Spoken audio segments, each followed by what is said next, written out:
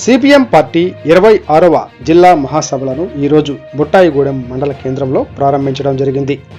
ఈ కార్యక్రమానికి రాష్ట్ర కార్యదర్శి వర్గ సభ్యులు ఉమామహేశ్వరరావు పాల్గొన్నారు. ఈ సందర్భంగా ఆయన మాట్లాడుతూ కేంద్ర రాష్ట్ర ప్రభుత్వాలు ఎన్నికల ముందు ఇచ్చిన హామీలను తొంగలో తొక్కి ప్రజలపై మోయలేని భారాలను మోపుతున్నాయని అన్నారు.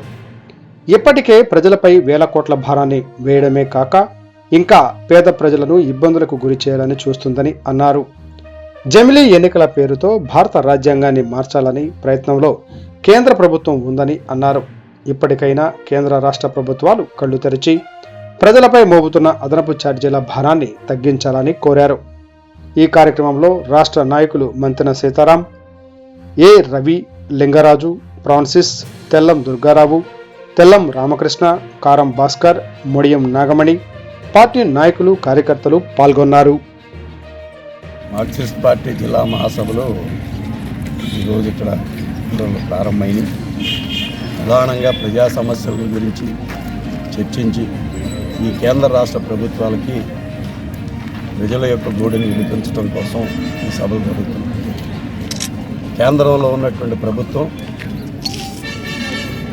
గత 10 ఏళ్లుగా పరిపాలన సాగిస్తున్నట్టు, కానీ ఇప్పుడు వచ్చేటప్పటికి కనీసమైనటువంటి రీతిగా మన రాష్ట్రాల హక్కుల్ని ఏ ఒక్కదాన్ని కూడా వాళ్ళు అమలు జరపాల. ప్రత్యేక హోదా ఇవ్వాల, పోలవరం జాతీయ ప్రాజెక్టుగా బాధ్యత తీసుకోవాలా, అమరావతి నిర్మాణానికి నిధులు అనేటటువంటి ఇవ్వాల.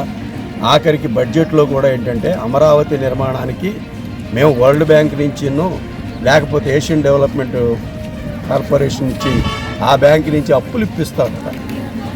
ఇది మాత్రం దానికి మీరే కావాలటండి. ఈరోజు రాష్ట్రంలో ఉన్నటువంటి 5 కోట్ల మందికి సంబంధించినటువంటి ప్రజలకు సంబంధించి వాడు ఎవడైనా కానీ బ్యాంకులు అప్పులు ఇస్తారు. అంటే ఈరోజు మీరు ఏ బాధ్యత అయితే నిర్వహించాలో ఆ బాధ్యత మీరు నిర్వహించట్లేదు. అదే రకంగా ఈరోజు మేము స్పష్టంగా కేంద్ర ప్రభుత్వాన్ని అడుగుతున్నాం. విభజన చట్టంలో హామీలు అమలు జరుపుతామని సాక్షాత్తు వెంకటేశ్వర స్వామి సాక్షిగా ఈ ప్రభుత్వం అనేటటువంటిది హామీ ఇచ్చింది ప్రత్యేక హోదా గురించి. కానీ మోడీ గారు మాట తప్పాడు. తప్పటమే కాదు, దాన్ని ఎక్కడా కూడా అమలు జరపాలి. ఈరోజు దానికన్నా ఒక అడుగు ముందుకేసి ఈరోజు భారతదేశంలో భారత రాజ్యాంగాన్నే మార్చడానికి జమిలీ ఎన్నికల పేరుతో ముందుకు తీసుకొస్తున్నారు.